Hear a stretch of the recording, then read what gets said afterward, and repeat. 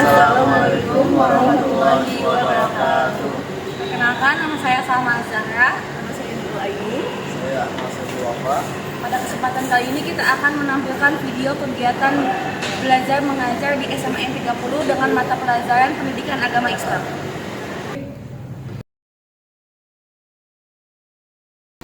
Assalamualaikum warahmatullahi wabarakatuh. Waalaikumsalam warahmatullahi wabarakatuh. Gimana kabarnya anak-anak? Alhamdulillah. Oke, sebelum memulai pembelajaran, Ibu minta untuk merapikan bangku-bangkunya dulu. Semua hadap ke depan.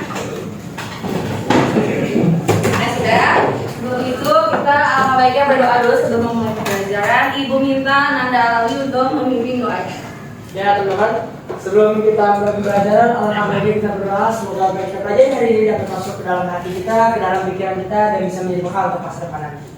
Berdoa dimulai. Bismillahirrahmanirrahim.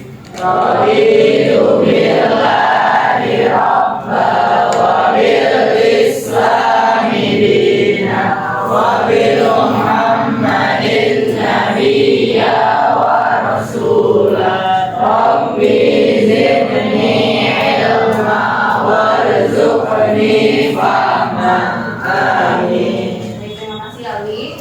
Oke, sekarang Ibu bukan absen, untuk yang namanya dipanggil, tolong angkat tangan aja. Yang pertama ada Aditya Pratama, yang kedua ada Aliza namanya, yang ketiga Akila Amaliza, yang keempat ada Senta, yang kelima ada Hanisa, kemudian Claudia, Devan, Zul. Nah, sebelum memasuki bab selanjutnya yaitu bab 8, coba Ibu mau tanya dulu. Minggu lalu kita belajar tentang bab berapa? Apa dulu materi di bab 5? Meneliti pertama penyelenggaraan Islam di Indonesia. Meneladani para ulama penyebar ajaran Islam di Indonesia. Oke, sebelum itu Ibu mau tanya-tanya dulu, apakah kalian masih ingat dengan pembelajaran bab 5 ini? Coba, bagaimana masuknya Islam ke Indonesia? Kan ada 5 teori, ada apa aja?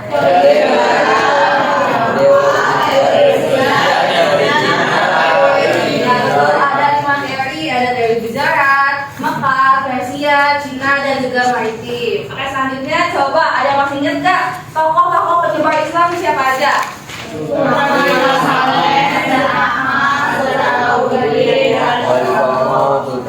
Ada Wali Songo juga, ada Sultan Ahmad, dan juga ada Datuk Tunggang. Selanjutnya ada keteladanan. Coba ada yang masih ingat gak keteladanan apa yang bisa kita ambil dari para tokoh penyebar Islam?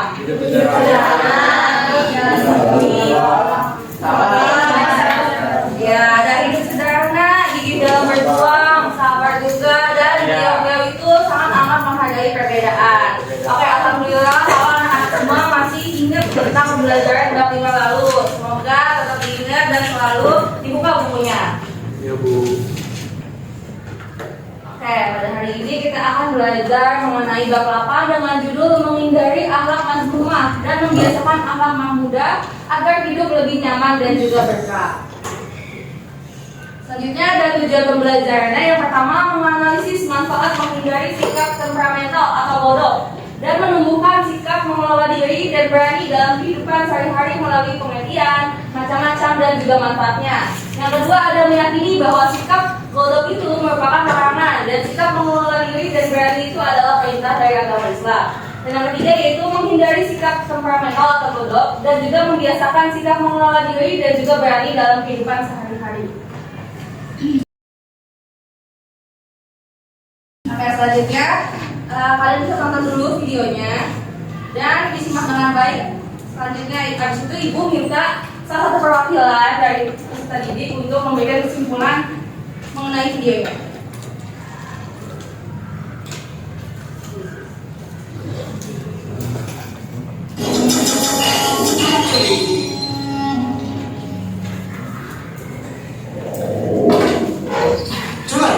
Tugas kita hari ini tugas kita berat, Culik. Kamu gak akan kuat. Biar aku saja. Serius? Emang apa tugasnya? harus dipaham orang biar gak gampang marah. Ya, oke. Terus beratnya di mana? Ya elah, masih gak nyadar juga. Kamu kan suka marah, mana bisa ngajarin orang nahan marah? Ya udah, biar aku berangkat sendiri aja deh.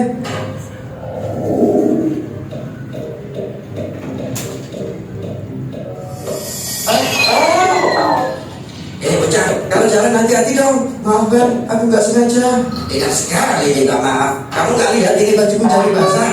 Iya Ben, maaf. Rasain nih. Untung, nggak usah ikut campur. Mau belain dia ya? Yuk sini kita duel. Dengar, kebiasaan marah-marah itu nggak baik loh Bang. Nggak usah ceramah deh. Kalau nggak dimulai aku juga nggak akan marah. Maksudnya berusaha ditahan gitu, biar nggak kemasukan setan. Jadi kamu anggap aku ini setan? Hah? Bukan gitu maksudnya. Ya. Au, sakit. Julep, kamu datang. Ya, ini alasan aku selalu berpenampilan seram, supaya orang yang agak susah dikasih tahu seperti dia ini gak sembarangan mengambil kebaikan. Jadi gitu ya guys, alasannya ada lembutnya, ada tegasnya, biar seimbang. Dengar ya, orang yang kuat itu bukan orang yang jago berkelahi, tapi orang yang kuat adalah orang yang mampu menahan dirinya dikala sedang marah. Kok bisa gitu? Benar, karena marah itu datangnya dari setan. Maka kamu adalah orang yang kuat jika mampu mengendalikannya. Caranya, berlindunglah kepada Allah dengan membaca ta'awudz. Jika sudah baca tapi masih belum hilang marahnya gimana? Dengar, setan itu diciptakan dari api, dan api akan padam dengan air. Maka hendaklah berwudu. Tapi kalau bisa lagi di jalan, susah cari air wudu, atau sudah wudu tapi masih pengen marah gimana? Jika demikian, cara lain untuk menahan marah adalah dengan diam. Kalau sudah diam tapi masih pengen marah aja gimana? Ambillah posisi lebih rendah. Misal posisi marah berdiri, maka duduklah. Posisi marah duduk, maka tidurlah. Oh, jadi gitu. Detail banget ya Rasulullah mengajari orang untuk menahan marah. Tentu saja. Bahkan Rasulullah SAW juga mengabarkan sebuah hadiah spesial bagi orang yang mampu menahan kemarahannya. Apa itu? Jadi penasaran? Mau tahu aja? Apa mau tahu banget? Mau tahu banget dong. Episode berikutnya ya. Hilangkan dulu kemarahanmu sekarang. Siap-siap.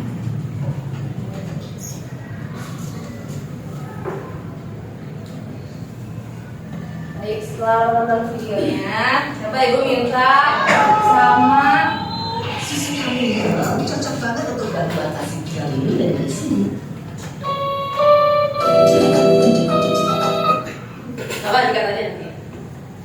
Mau mulai lagi atau langsung?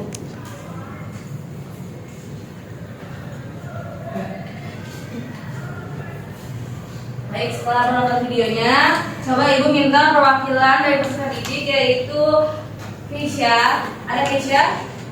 Coba menurut Keisha itu video tersebut tentang apa? Atau kesimpulannya apa? Menurut saya pribadi, tadi setelah menonton video yang berjudul Menahan Marah, disitu dijelaskan di awal bahwa anak kecil yang gak sengaja melimpahkan minumannya ke orang yang lebih dewasa. Kalau orang dewasa ini tersulut emosi, namun dikasih tahu balik-balik oleh si curhat, kalau nggak salah namanya, cuma ternyata tidak digubris, tidak tidak mau marah gitu. Akhirnya datanglah temannya lagi untuk memberikan kayak nasihat kalau misalkan marah itu sebenarnya nggak boleh, karena marah itu dari setan. Terus dia bilang kalau misalkan orang kuat adalah orang yang bisa menahan marah. Lalu dia juga beritahu kalau misalkan marah kita tuh harus dulu, terus bisa diam, lalu memposisikan diri kita lebih rendah seperti kita sedang amarah, terus posisinya lebih diri kita boleh duduk. Kalau misalkan kita posisinya marah pas duduk kita bisa tidur lagi. Dia juga bilang ada hadiah untuk orang yang bisa menahan marah. Nah, terima kasih Keisha. Kasih tepuk tangan dulu Keisha. Oke, di bab ini tadi kan kita belajar tentang dua akhlak mazmumah dan akhlak mahmudah. Nah, untuk itu di dalam bab ini juga ada 3 inti materi yang akan kita pelajari. Yang pertama itu mengenai sikap temperamental atau bodoh. Yang kedua tentang sikap bodoh. Yang ketiga tentang Oke, yang pertama kita akan bahas mengenai menghindari diri dari sifat temperamental atau bodoh. Nah, Apa sih itu godok? Godok itu merupakan sifat seseorang yang mudah marah karena tidak senang dengan perlakuan atau perbuatan dengan orang lain. Dan sifat amarah ini mendorong manusia untuk bertingkah laku buruk. Coba di sini ada nggak yang mau berbagi pengalaman bagaimana ketika diri kalian itu sedang marah? Coba ibu minta kepada Faiz diceritain. Oke. Baik Bu, saya akan memberikan contoh sifat godok pada pengalaman saya waktu kerja kelompok bersama Rahma. Jadi ceritanya begini. Waktu itu saya minta tolong Rahma untuk ditugaskan untuk membuat sesuatu, tapi Rahmanya tidak bisa sehingga saya marah. Nah, jadinya marah seperti ini. Gimana sih kamu Rahma? Suruh bikin begitu aja nggak bisa, suruh bikin begini nggak bisa. Bisanya apain sih kamu? Maaf ya. Saya kira seperti itu Bu, waktu marahnya. Terima kasih Faiz atas contohnya. Nah betul tadi itu yang Faiz contohin itu termasuk godok atau tidak bisa menahan amarah. Itu semua asalnya dari setan. Nah selanjutnya ada apa penyebab sifat godok? Ada dua, yaitu faktor fisik atau jasmani dan juga faktor psikis. Coba ibu mau tanya ke Kafi, tahu nggak fisik itu apa? Kalau gitu ibu pindah pertanyaannya ke Aliza. Fisik itu kayak apa contohnya? Contoh fisik itu yang terlihat seperti tubuh atau yang dilihat dari orang lain. Baik, betul banget tadi jawaban dari Aliza. Kalau fisik itu hal yang terlihat seperti misalkan tubuh. Mungkin penyebab sifat godok itu tubuh kita lagi lelah. Kan kalau lagi capek itu bawaannya nggak mau aja gitu ya. Misalkan disenggol sama orang ataupun ya orang bercanda aja kita nggak serius kalau tubuh kita lagi lelah. Nah yang kedua itu psikis. Ini lebih ke di dalam tubuh kita yang tidak terlihat. Misalkan mentalnya lagi capek ataupun lagi capek banget lah sama dunia. Jadi tuh rasanya kalau ada hal kecil aja yang nyentuh kita atau yang nyenggol kita tuh rasanya kita mau marah terus. Baik, selanjutnya ada diskusi. Sesuai dengan pembagian kelompok yang sudah ibu berikan, masing-masing kelompok mendiskusikan mengenai contoh perilaku mengelola diri yang pernah kalian lakukan. Oke, sekarang boleh berdiskusi. Diambil aja satu kertas lembar dan ditulis jawabannya. Satu kelompok minimal jawabannya 5. Setelah itu ibu minta perwakilan kelompok nanti untuk presentasi mengenai hasil diskusinya.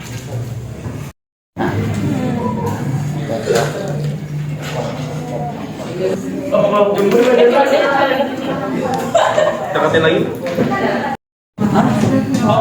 Pahit. Oke, gimana diskusinya udah selesai belum? Sudah. Oke, selanjutnya ibu minta setiap kelompok mempresentasikan. Ada yang mau maju duluan? Oke, kalau gitu ibu minta kelompoknya Kayla untuk mempresentasikan. Berikan satu contoh saja. Kayla dari situ aja langsung mulai satu contoh. Aku mau memberikan satu contoh, yaitu menghargai perbedaan, toleran, serta menghormati orang lain. Itu adanya di masyarakat, di sekolah, atau di rumah? Di masyarakat. Oke, tepuk tangan dulu. Nah, selanjutnya satu lagi minta kelompoknya Fahri Azizi. Disebutkan contohnya. Saya akan nyebutin salah satu contohnya yang udah didiskusikan tadi, yaitu menjaga perilaku hidup sederhana, tidak sombong dan tidak gengsi. Oke, tepuk tangan dulu untuk Azizi. Terima kasih kepada Fahri Azizi dan juga Kayla sudah memberikan contoh. Nah betul banget tadi, misalkan ada contoh di masyarakat, kita menghargai toleransi beberapa perbedaan yang ada di masyarakat. Dan sedangkan jawaban Fahri itu menghargai dan menghormati antar sesama di lingkungan sekolah.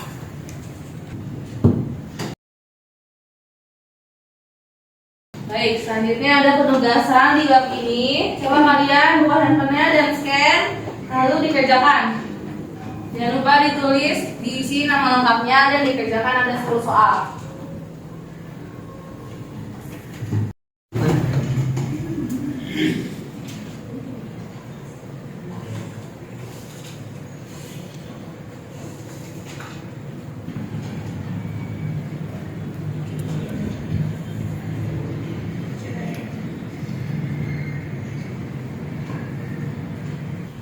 Gimana, udah selesai belum penugasannya? Coba ibu tanya, ada yang dapat 100? Saya. Ada yang 90? Oke, alhamdulillah kalau ibu lihat dari hasil penugasannya nilainya udah pada memuaskan semua. Jadi ibu simpulkan kalau kalian sudah memahami materi ini. Jadi karena sudah mengerjakan penugasan dan juga diskusi, ibu akan memberikan kesimpulan mengenai materi yang sudah kita pelajari hari ini, yaitu materi bab 8. Ada dua akhlak utama yang kita perlu pelajari. Yang pertama akhlak mazmumah, yang kedua akhlak contoh akhlak mazmumah itu godop atau sifat temperamental, tidak bisa menahan emosi. Dan yang kedua itu akhlak mazmumah, yaitu akhlak baik, akhlak terpuji, contohnya mengelola diri dan juga berani membela kebenaran. Semoga setelah mempelajari mengenai dua akhlak ini, kita semua dapat mengimplementasikan kedua akhlak tersebut, yaitu menghindari sifat tercela dan juga mendekati atau membiasakan sifat terpuji. Amin amin amin ya rabbal alamin.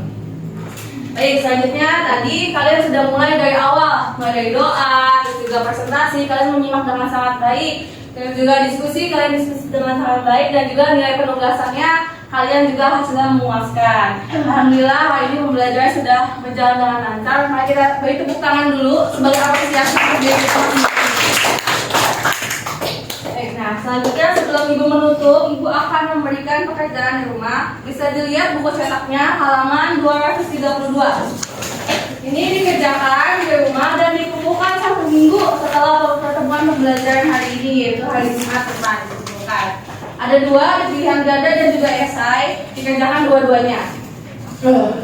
Dan insya Allah minggu depan kita masih akan mempelajari mengenai materi bab 8 ini, yaitu mengenai akhlak muda dan juga akhlak mazmumah. Sampai sini ada yang mau ditanyain? Cukup?